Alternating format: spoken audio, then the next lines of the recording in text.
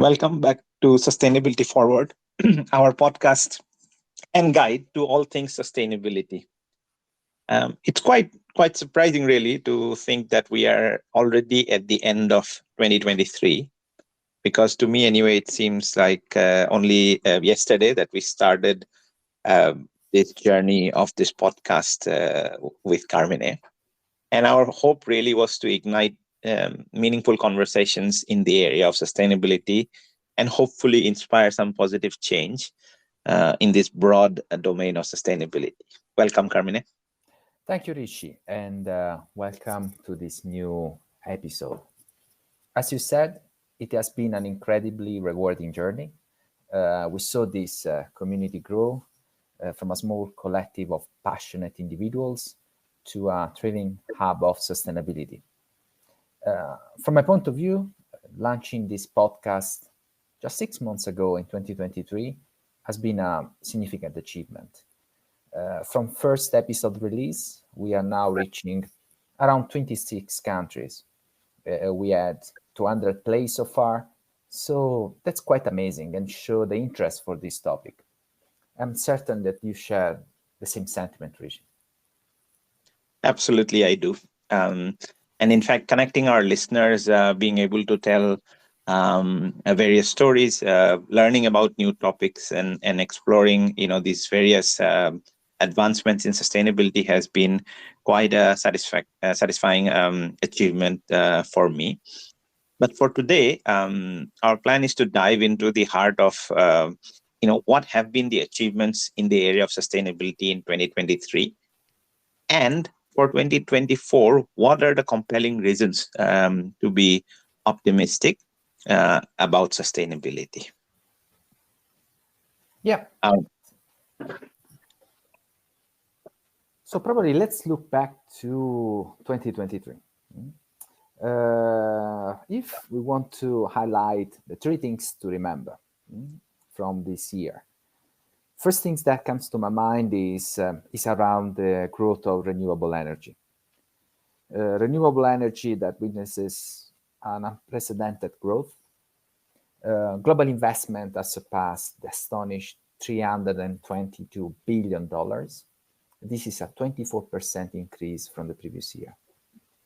And this surge underscores the world's unwavering commitment to transitioning towards cleaner energy sources. Exactly. And beyond the financial figures, there is sort of meaningful growth in renewable energy that has happened in 2023 as well. It's been a record-breaking year with global capacity increase in renewables by more than 500 gigawatts, which is a huge amount. And most of this has been led by solar and wind, with just solar installations leading to more than 370 gigawatts, addition to this capacity.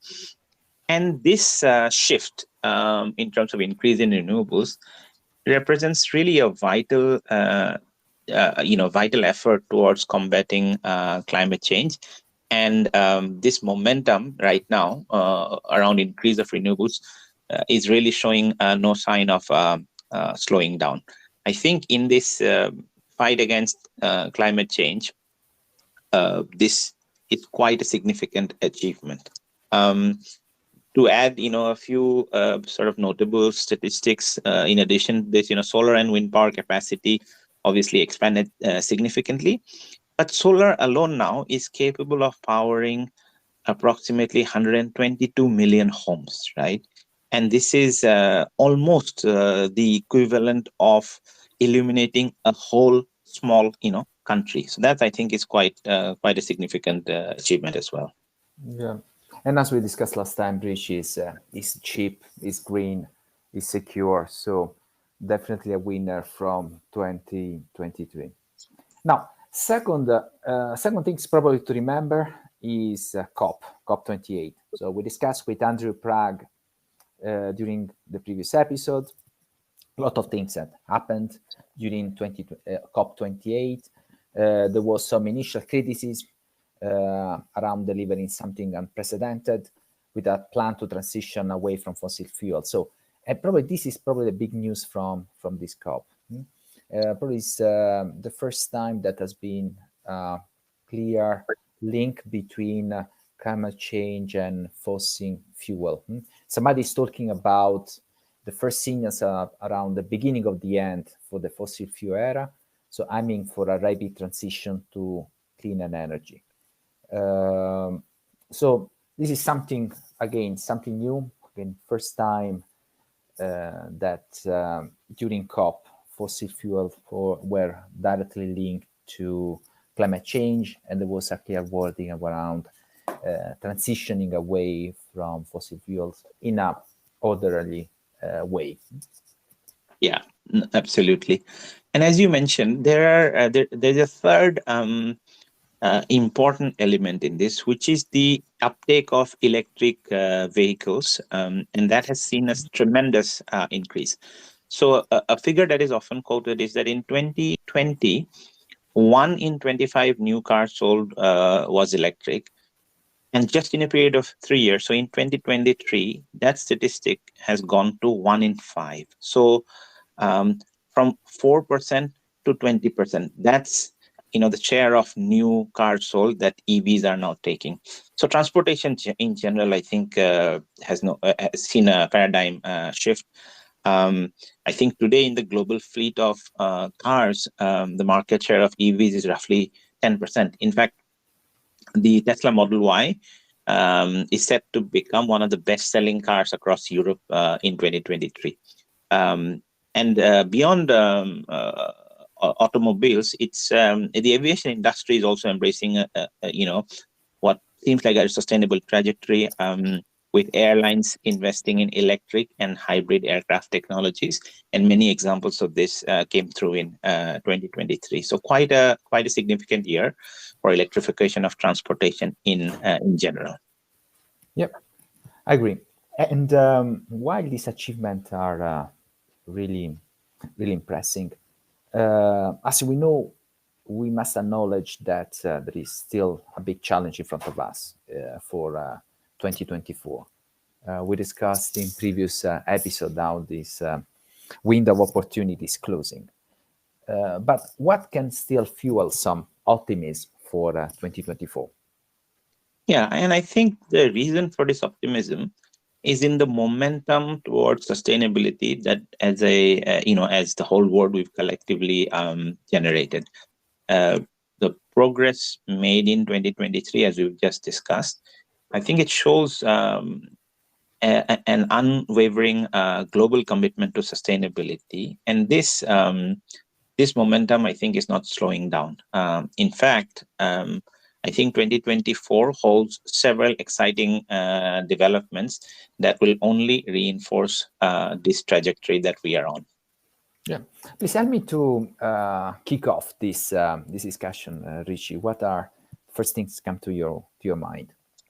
Yeah, I think for me the biggest reason to be positive about in 2024 is from a policy or a regulatory perspective, right? There has been significant strengthening of global climate accords. I think the Paris Agreement is poised to witness renewed vigor as nations convene for COP29 in Baku, Azerbaijan. There are some criticisms around why it's going to Azerbaijan, but I think it's bringing the conversation to a part of the world that'll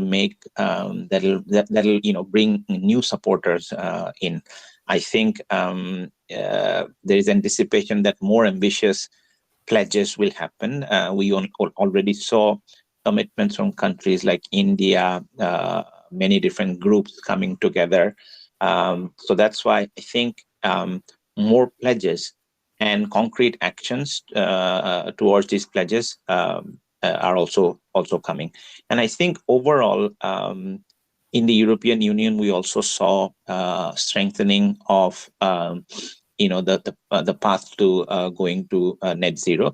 And I think all that will contribute towards acceleration of renewable energy and overall enhancement of climate resilience. Yeah, probably If I can add, when I look to the market, what's happening there, we can analyze what's happening on the business side, but also on the consumer. On the business side, we see corporations that are expected to play even a more pivotal role in the sustainability landscape. We anticipate innovative breakthroughs in areas such as sustainable supply chain, circular economy initiatives, and the development of eco-friendly products and services. And by the way, this is driven by consumers. Consumers' demand for sustainable options is likely to escalate further. So consumers are more aware. Everybody of us can see, can experience the effect of climate change. They're more informed about what are the causes, what are the effects, how it's impacting our life. And so customers are more empowered than, and also they will influence more and more the corporates, the businesses. And so they will drive business to prioritize sustainability in their operation, in their business model, in their supply chains. Yeah, and in the area of technological advancements as well, a lot has happened, particularly in the areas of carbon capture and storage, green hydrogen production, even improvements in precision agriculture. They're expected to all make significant strides in 2024. I think in the areas of now conventional technologies like carbon capture, it's the scale up and commercial growth that's going to fuel further progress towards sustainability. So I guess in this area there are, in terms of optimism for 2024. In summary, the area, advancements in policy, convergence of supply and demand for, sustainable products, solutions, and the progress in the area of technology that gives us reason for optimism in 2024. Yeah. And these developments paint a promising picture for 2024. It's evident that we are not merely discussing sustainability challenges. We are actively pursuing solutions and embracing a collective responsibility for a sustainable future. Yes, indeed. Sustainability, I think, only a few years ago used to be a very niche topic discussed by a few groups of stakeholders, but it has now become a mainstream imperative. This collective shift from dialogue to action is the foundation for our optimism for 2024. And it's not the big announcements that help with sustainability. Even seemingly small actions can have a profound impact, whether it's embracing reusable alternatives, choosing eco-friendly transportation options, or supporting sustainable businesses in your neighborhoods. All that, I think they represent a conscious choice, and they contribute to a collective transformation in the area of sustainability. Yes, and as we walk into 2024, we really hope to transform hope into tangible actions. Really thinking about next year as we can demonstrate that sustainability is not just a mere buzzword, but an essential way of thinking about everyday life, businesses, driving our choices. And we hope then that this podcast will help us really to get more informed, more educated about it. As we said at the beginning, an inspiring conversation on sustainability every step of the way. And with that, Wrishi, just as we close it, I really would like to wish you happy holidays and happy new year to you, to our audience, and looking forward to our next steps. Yes, indeed. Happy New Year to you, Carmine, and Happy New Year to all. Thank you. Thank you.